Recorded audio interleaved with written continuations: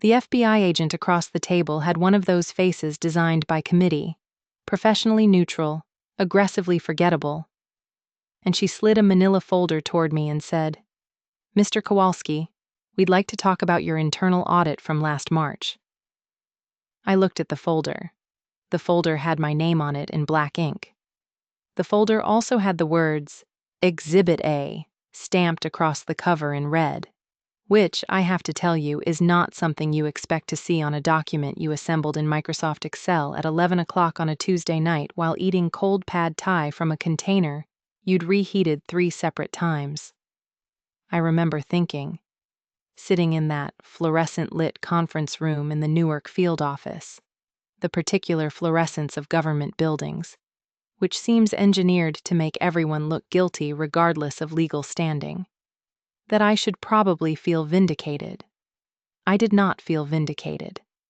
I felt the specific, hollowing sensation of a man who has been right about something he desperately wished he'd been wrong about. That sensation, for the record, is not a triumph. It is its own species of grief. I want you to understand that from the beginning. My name is Raymond Kowalski. I am 54 years old. I was, until the end of last year, the Chief Compliance Officer at Meridian Pharmaceutical Distribution, a mid-sized drug distributor based out of a perfectly unremarkable industrial park off Route 1 in Newark, New Jersey, where the smell of the Passaic River mingles with diesel exhaust in a way that somehow, after enough years, starts to smell like home. I have spent 31 years in pharmaceutical compliance.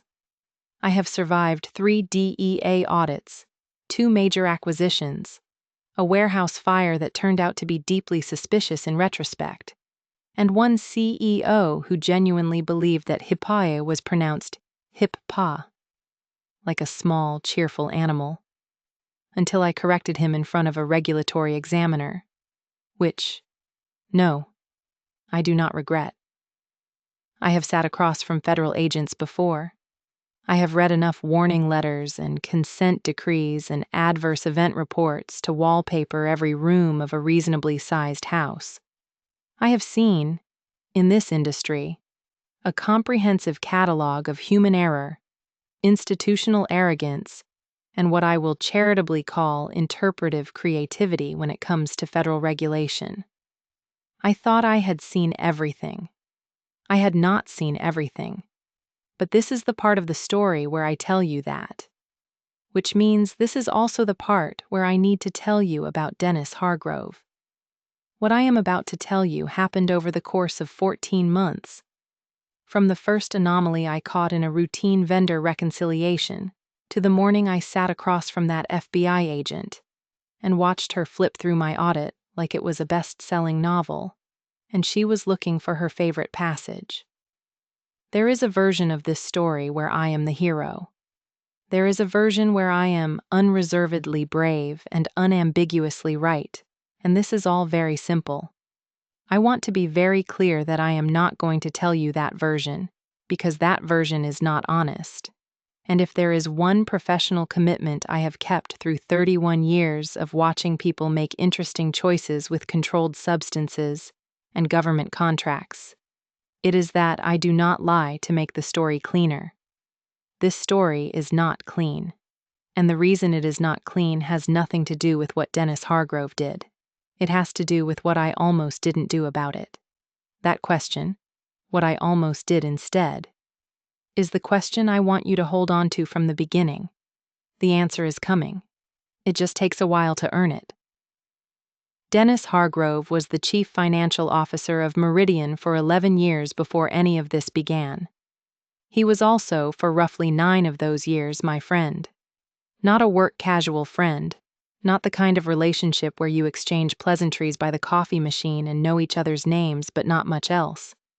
An actual friend, the kind with accumulated history, with shared jokes that reference things that happened years ago, with children who know each other's names and futures you've discussed with genuine interest. His daughter Emma and my son Patrick went to the same middle school in Livingston, where both of them were in the same robotics club, and both of them, in the same year, won the same regional competition, which meant Dennis and I stood next to each other in the same gymnasium hollering like absolute idiots at a table covered in circuit boards, and then went to the same diner afterward and split a piece of cheesecake the size of a geology textbook. His wife is named Carol. She makes a banana bread that I have been eating at Christmas for 7 years. It has cardamom in it, which I realize sounds like a strange detail to include in a story that ends where this one ends. But the cardamom is why it's good, and the fact that it's good is the point. These are not details I include for sympathy. These are details I include because they are true, and because truth is the point, and because I need you to understand that what I eventually did had nothing to do with whether I liked Dennis Hargrove. I liked Dennis Hargrove. That's the thing. In a story like this one, you want the villain to be someone you can see coming. Cold, calculating, somebody with flat eyes and an agenda you clocked on day one. Dennis was not that. Dennis was warm and funny and smart in a genuinely useful way. Not just the polished way that executives perform intelligence in conference rooms. He understood finance with a granularity I respected. He understood people better than most. He had been, in 11 years of running the financial side of a company that lived inside a regulatory framework, as demanding as pharmaceutical distribution, consistently excellent. The numbers were good. The audits were clean. The board liked him. Gerald liked him. I liked him. The worst I had ever found in Dennis Hargrove's domain in 9 years was a misclassified capital expenditure that got corrected in the same quarter it was caught. That is the track record I was working with when all of this started. You will want to remember that, because it explains what I did and did not do in the first weeks after I found the first anomaly. Meridian Pharmaceutical Distribution was, on paper, a straightforward operation. We sourced generic medications, medical devices, and some specialty pharmaceuticals from manufacturers and distributed them to hospital systems, pharmacy chains, and independent pharmacies across the Mid-Atlantic region. About 400 employees, roughly $800 million in annual revenue, not a major player nationally, but large enough to carry real processes, real audits, a whole compliance infrastructure that was, more or less, my fiefdom. A very boring fiefdom. A very necessary one. The pharmaceutical supply chain is one of the most regulated industries in this country, which means that when something goes wrong, it tends to go wrong in ways that are specific, documentable, and extremely interesting to federal agencies. I used to say this to new hires during orientation. I was not being dramatic. I was being a man who had watched exactly this pattern play out twice before, at 2 other companies, before I arrived at Meridian and spent 15 years building the kind of compliance function that does not produce exciting stories, which was, until recently, entirely the goal. Dennis's job was financial oversight, vendor contracts, payment processing, budget management, capital allocation. Mine was regulatory compliance and internal audit. Technically, my audit function had oversight of his department. Technically. In practice, Dennis had been at Meridian for 3 years before me. The CFO outranked the CCO in the organizational hierarchy, and our CEO, Gerald Weston, a man I will characterize more fully in a moment, had a management philosophy that could be summarized, charitably, as, if the revenue is growing and the board isn't calling, the details are probably fine. Gerald was not a bad man. He was what the compliance literature calls a tone from the top problem without knowing it, which is the most common and most devastating kind. The first anomaly appeared in March of last year. I was doing a routine vendor payment reconciliation, the kind of quarterly audit I run on a rolling basis, looking at outgoing payments against approved purchase orders against actual receipts. 99% of the time, this is exactly as exciting as it sounds. The 1% of the time it isn't is, technically speaking, the entire reason the job exists. I was working through processed payments from the prior quarter, cross-referencing against our vendor master file, when I found a payment of $47,000 to a company called Praxis Medical Consulting, LLC. I did not recognize Praxis Medical Consulting. I should have recognized Praxis Medical Consulting. A vendor receiving $47,000 in a single quarter should appear in our approved vendor list. And it did not. Not in the master file. Not in any procurement record I could locate. Not in any contract database I had access to. The payment had been processed through a standing purchase order, not a standard invoice, and it had been approved at the executive level. Specifically, it had been approved by Dennis Hargrove. Now, I want to pause here and say something honest. At this point, I should have flagged it immediately, escalated to governance, and begun a formal inquiry. That is the textbook answer. The textbook is right. What I actually did was tell myself it was probably a consulting engagement routed through the wrong approval workflow, a paperwork problem, not a substance problem. And I made a note to ask Dennis about it at our next regular meeting. This is my fallibility. I want to name it clearly, because it matters to what comes later. I had a friendship in one hand, and a manila folder in the other, and the friendship made me slower than I should have been. Not dishonest, not corrupt, just slower. A week slower, maybe 2. In the grand accounting of 14 months, that time didn't determine the outcome. But I know it was there, and I'm not going to sand it off to make myself look better. Our regular meeting was the second Tuesday of April. Dennis and I had a standing 8:30 coffee before the weekly leadership call. My office, his terrible coffee from the third-floor break room machine that everyone agreed was broken, and that no one, in 6 years of collective institutional will, had ever actually replaced. His coffee tasted like warm pencil shavings with aspirations. I drank it anyway. He'd drink mine if he forgot his. 8 years of this. Dennis, I said, sliding the printout across my desk. I've got a vendor I can't find documentation on. Praxis Medical Consulting. $47,000 in Q4, approved through your PO line. He picked up the printout. He looked at it for about 4 seconds, which I noted, because 4 seconds is longer than a man looks at something he already knows is correct. He set it back down. Consulting group we used for procurement efficiency work, he said. One-time engagement. I can get you the paperwork. It's not in the vendor master file, I said. They were off contract. Went through AP as a one-time vendor. Should be in the AP records. I'll have Amanda pull it for you. Amanda was his executive assistant. She was also, I would understand much later, operating in the specific kind of organizational fear that is invisible until you know to look for it. At the time, I just nodded. He drank his terrible coffee. I drank mine. We talked for 20 minutes about his daughter's college applications and whether Patrick was going to do the spring golf invitational. And then we went to the leadership meeting. And I did not think about Praxis Medical Consulting again for 3 weeks, until the AP records came through and were, to use a professional term, a disaster.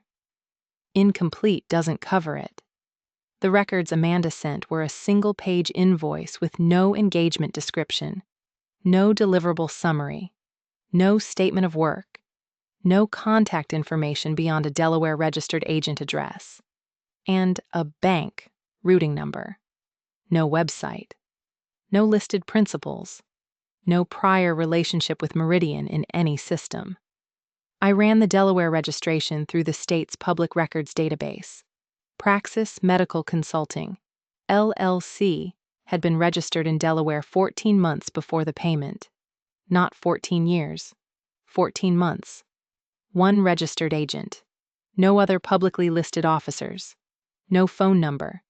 No address beyond a statutory agent in Wilmington who handled, I would eventually discover, somewhere north of 200 shell entities.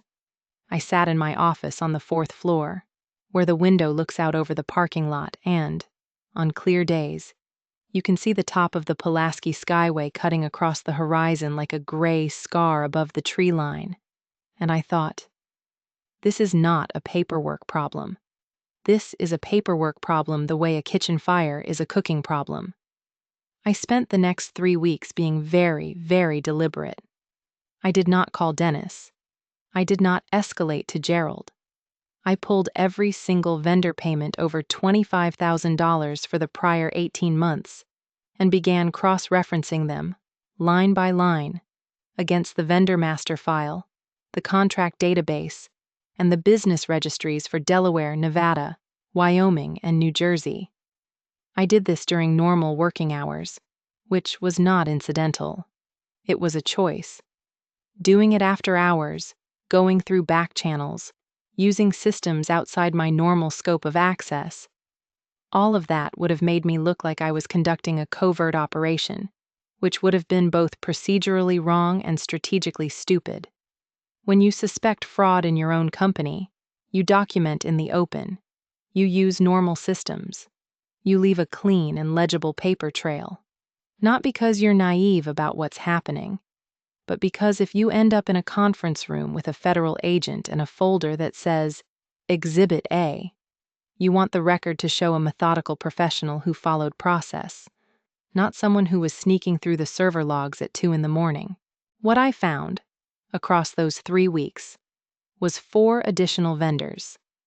2 incorporated in Delaware within the prior 18 months, 1 in Nevada, 1 in Wyoming, all receiving payments between $30,000 and $90,000 per quarter. All approved through executive-level purchase orders. All approved, in every instance I could find, by Dennis Hargrove. Total payments across the 5 ghost vendors, because that is what they were. I had stopped calling them irregularities in my own notes. Over 18 months, approximately $1.4 million. $1.4 million. To vendors that, as far as I could determine, did not actually exist. Let me put that number in context because dollar amounts in isolation can feel abstract. Meridian was an $800 million company, so $1.4 million sounds small until you understand what it represents structurally. That amount, across 18 months, constituted approximately 18% of our total discretionary services spend.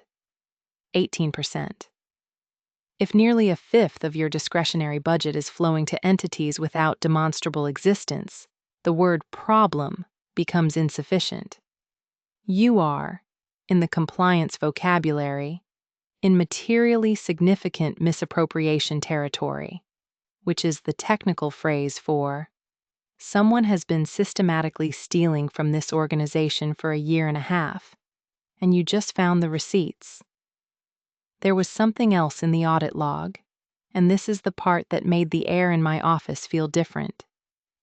Every one of the 5 ghost vendor payments had been entered by a different accounts payable staff member, 3 different processors across the team, which meant either 3 separate employees were involved or the payment entries had been submitted to them in a way that looked legitimate, from an authority level they would not question. Every entry rooted to a general ledger code for professional services that I had, historically, reviewed at summary level rather than line by line. Someone knew that. Someone had known my audit methodology well enough to route these transactions through the one budget category where my scrutiny was efficient rather than deep. I thought about that for a long time. I thought about how many times, over lunch, over coffee, over 18 holes at the club in Livingston, I had talked with Dennis about the compliance function, where it was rigorous, where it was lean, where the coverage was thorough, and where it was what I called proportionate to risk.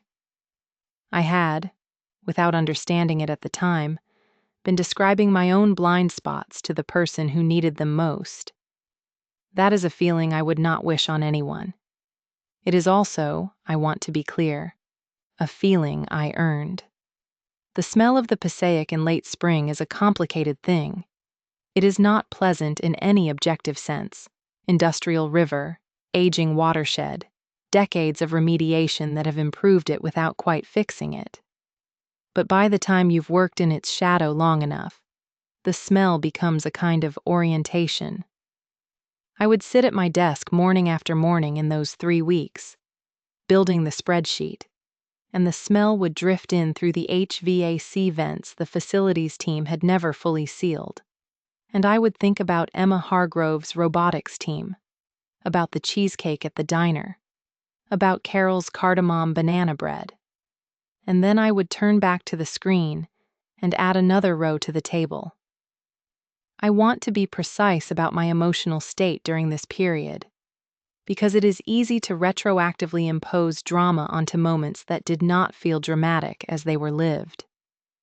I was not anguished. I was not torn in some sleepless, movie of the week way. I was sad in the manner of a diagnosis, the sadness that comes not from surprise but from inevitability arriving. Whatever I had half suspected, somewhere below the surface, for longer than I would have admitted at the time, had resolved into certainty. That is a different kind of weight. Then I scheduled a meeting with Gerald Weston. Gerald's corner office on the 6th floor had been decorated by someone with an expense account and no strong opinions. Tasteful, inoffensive, a credenza with framed photographs of golf tournaments and regulatory conferences, a window with a technically superior view to mine that pointed at the highway rather than the skyway, which tells you something about the difference between rank and judgment. Gerald was in his early 60s, silver-haired, the kind of man who had spent a career being competent in a way that never quite became visionary. He was not corrupt. He was not complicit in any active sense. He was, in the specific way that keeps compliance officers awake at 3 a.m, incurious about things that were going well by visible metrics. Numbers are up. Board is happy. Details are probably fine.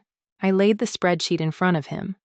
I walked through the 5 vendors, the registration dates, the total payments, the missing documentation.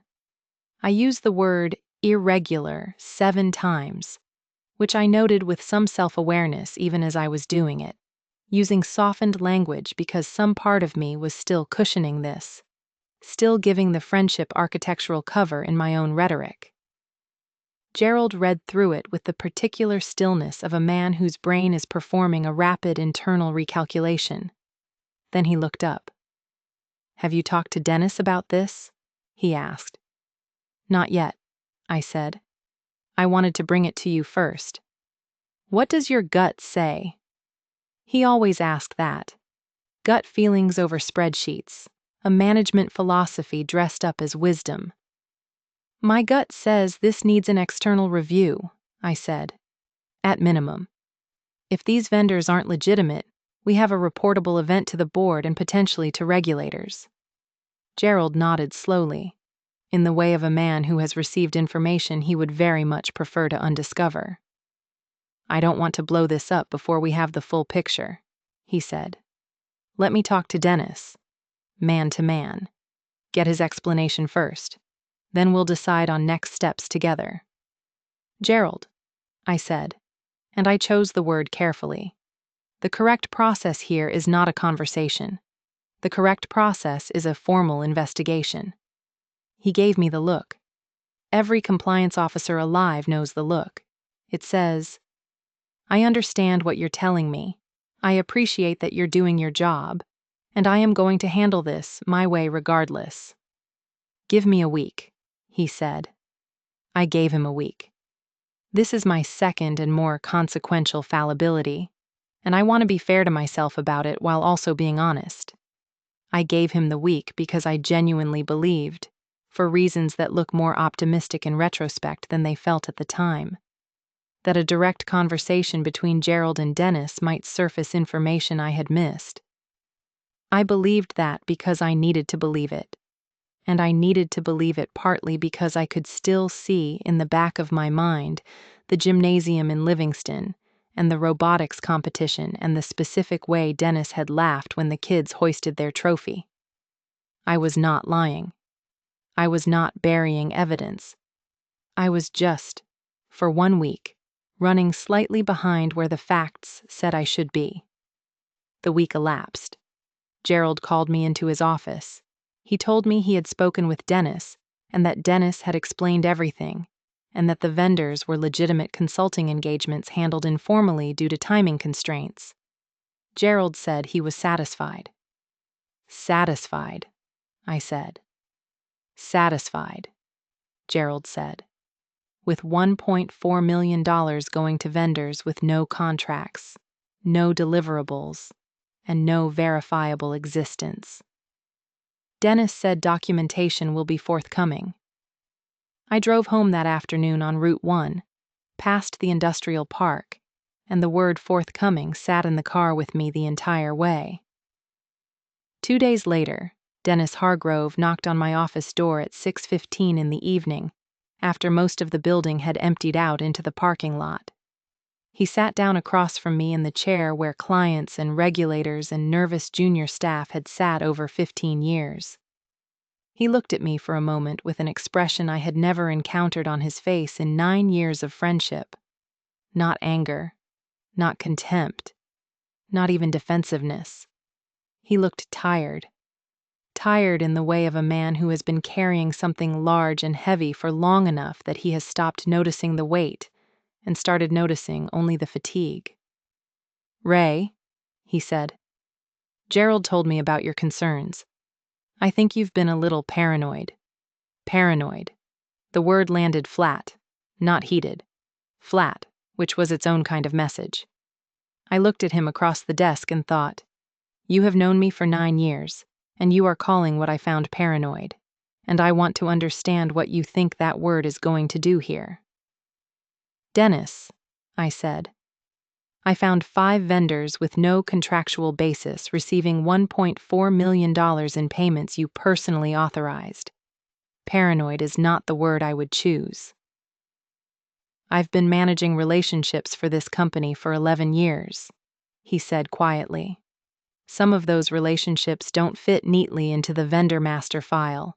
That doesn't make them fraudulent. It makes them complicated. I need documentation, I said. Contracts, deliverables, statements of work, anything that substantiates the payment.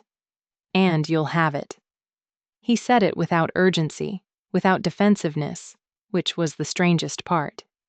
He said it the way you say I'll call you back when you're not going to call back. "I just need some time to pull it together." "How much time?" Something moved across his face. A decision, or a resignation. I have never been able to fully identify which. And then it passed, and he was back to being Dennis. Warm, measured. The man who would buy the first round and remember to ask about your mother's hip. "End of the month," he said. I told him I'd wait. He gave me nothing. The last weekend before his deadline, Dennis and I played golf at the club in Livingston.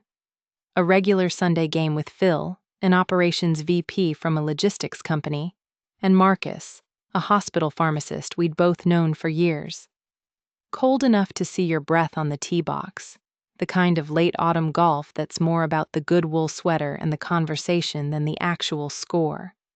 The maples along the 16th fairway were half golden, half bare, catching the flat November white light that makes everything look more serious than it is.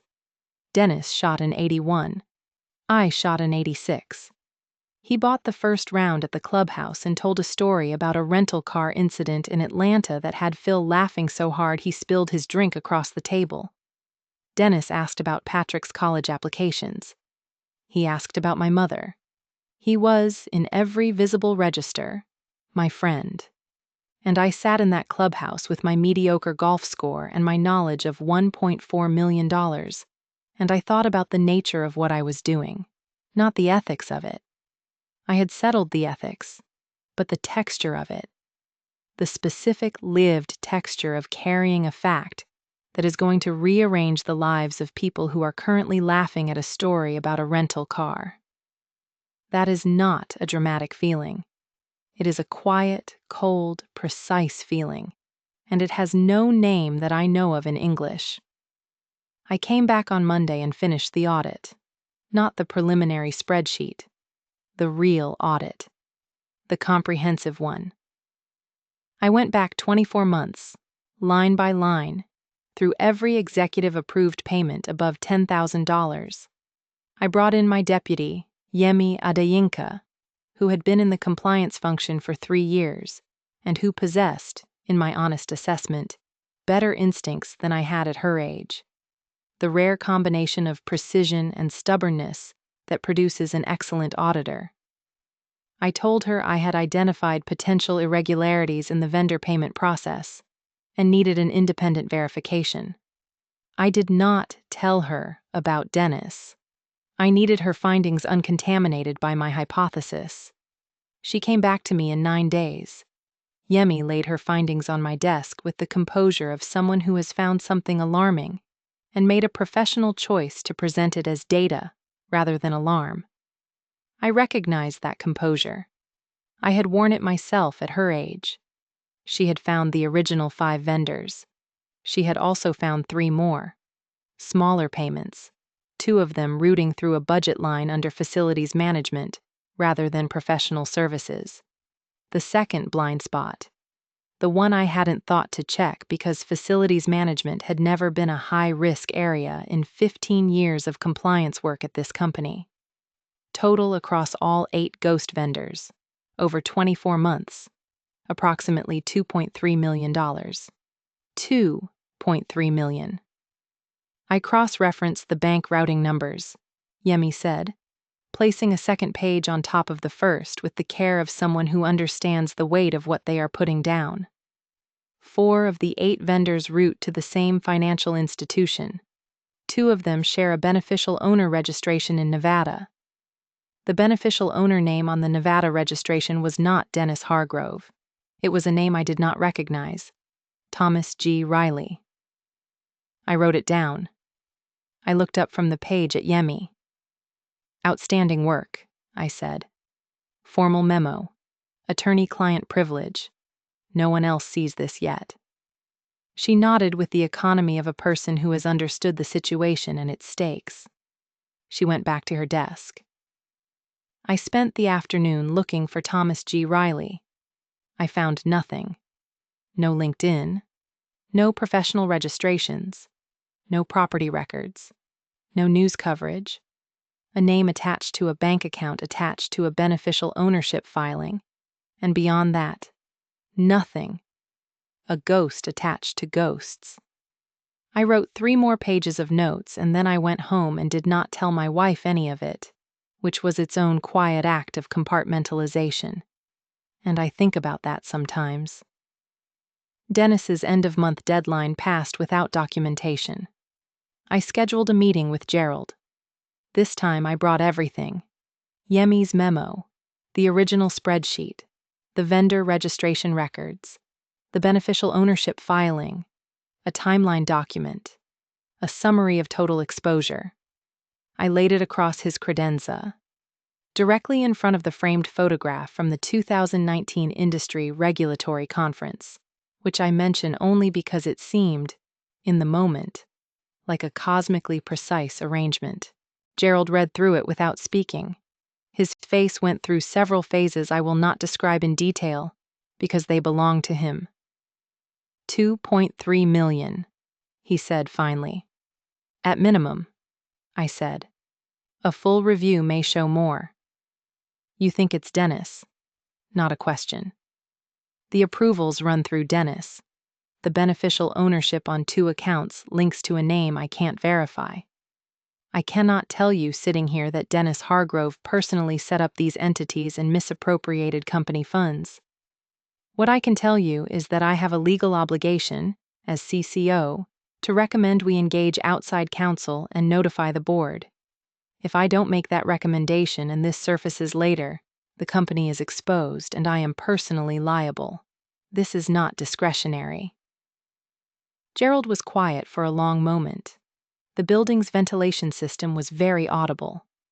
Outside the window, a delivery truck was backing into the parking lot, releasing those slow, rhythmic warning beeps, the most mundane possible soundtrack for a conversation that was, in practical terms, determining the shape of the next several years. "What does reporting look like?" he asked. "Procedurally. Outside counsel retained immediately. Formal board notification.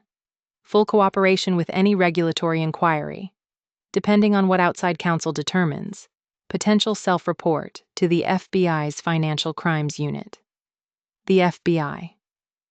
If the amounts and the structure support wire fraud and interstate money movement, and what we have here does on its face, yes, the FBI.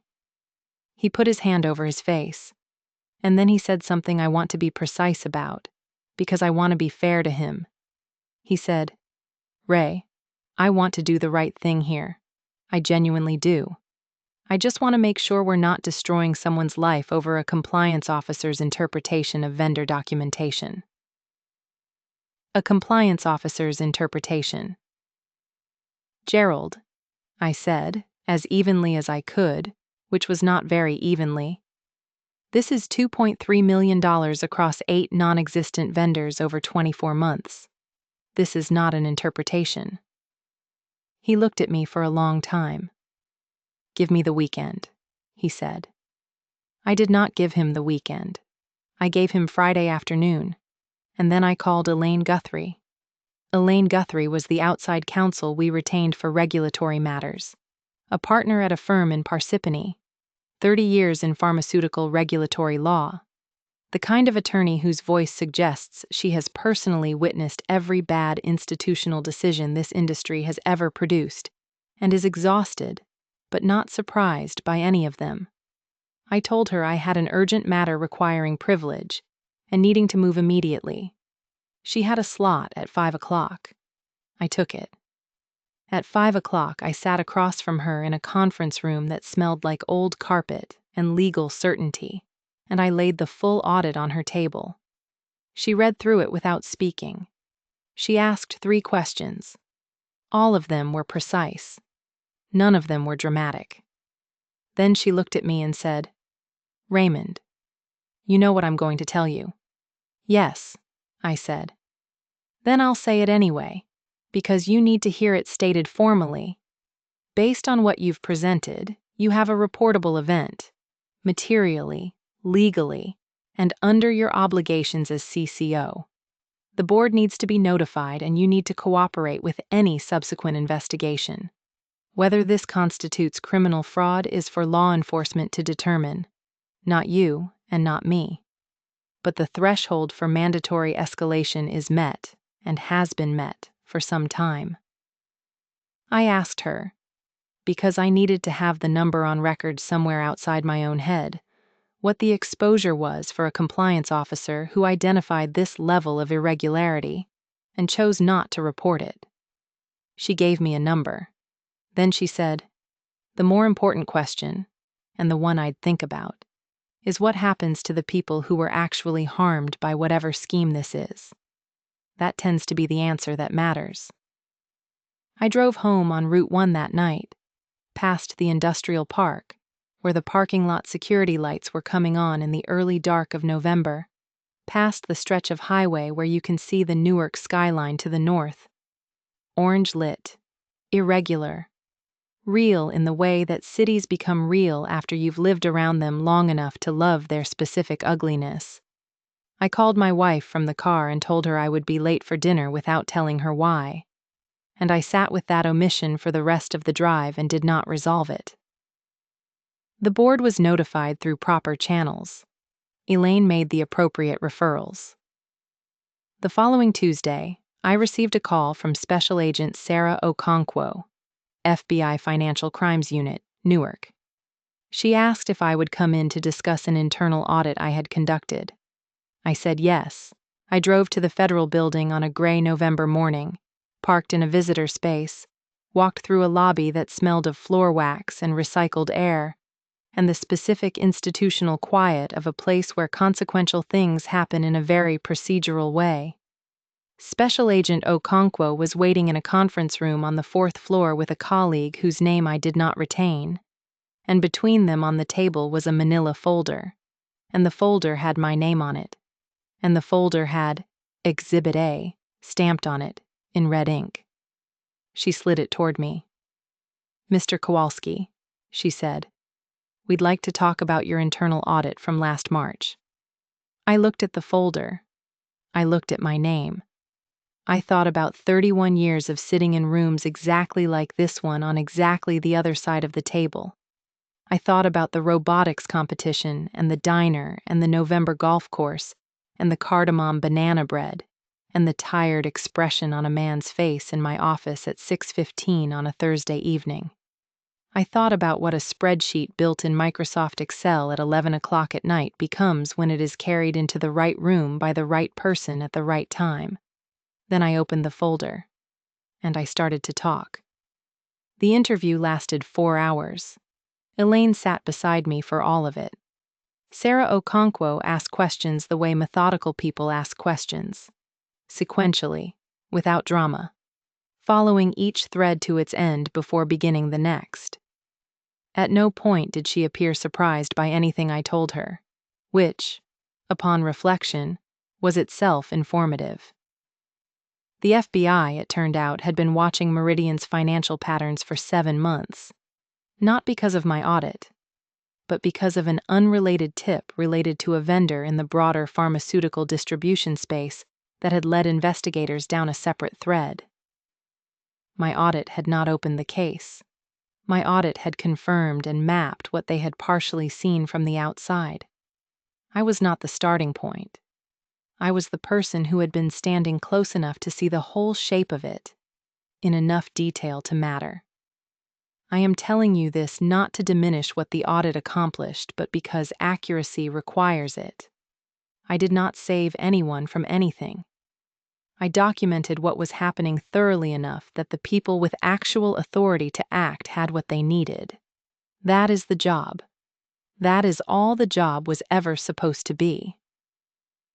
What followed, I will give you in sequence. Dennis Hargrove was placed on administrative leave 3 days after my interview.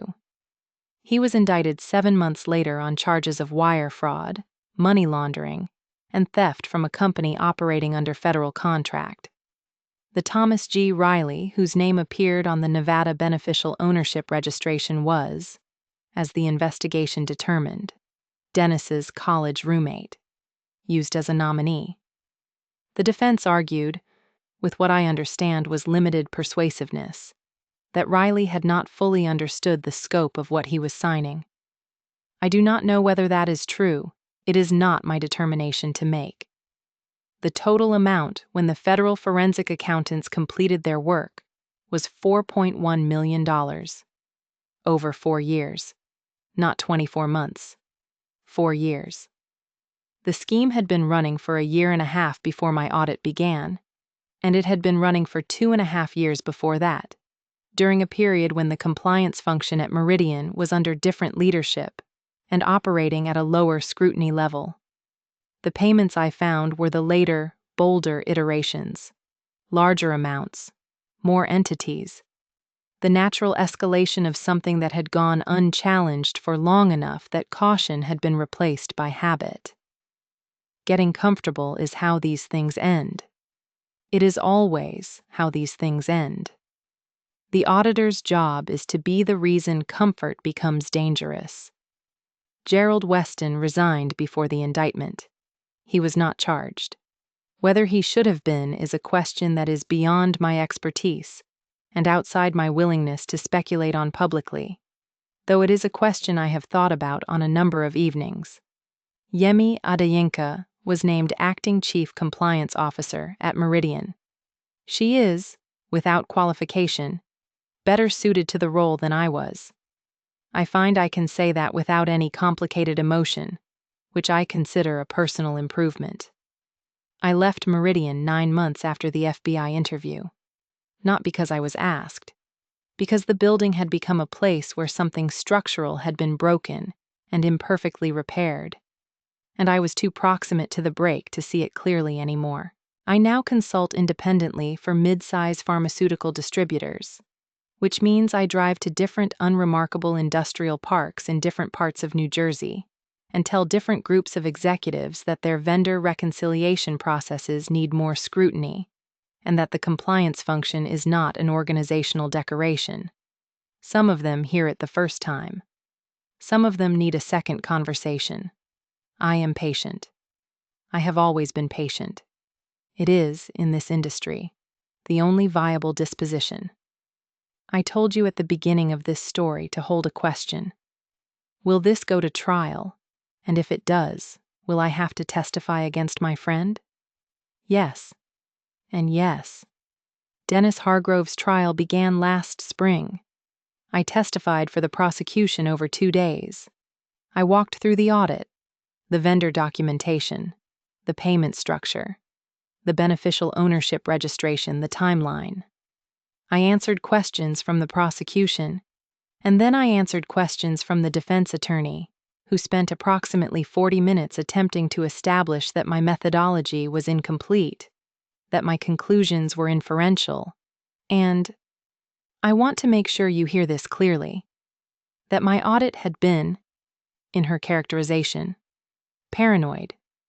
She used that word, which I found interesting in a way that I will admit made it somewhat easier to answer her questions precisely and without elaboration. When she finished her examination, I stepped down from the stand and walked out past the defendant's table, where Dennis Hargrove was sitting. He looked at me. I want to give you a cinematic moment. I want to tell you his face did something that resolved the story neatly, that gave me something I could point to and say, that's where I knew it was over, or right, or finished.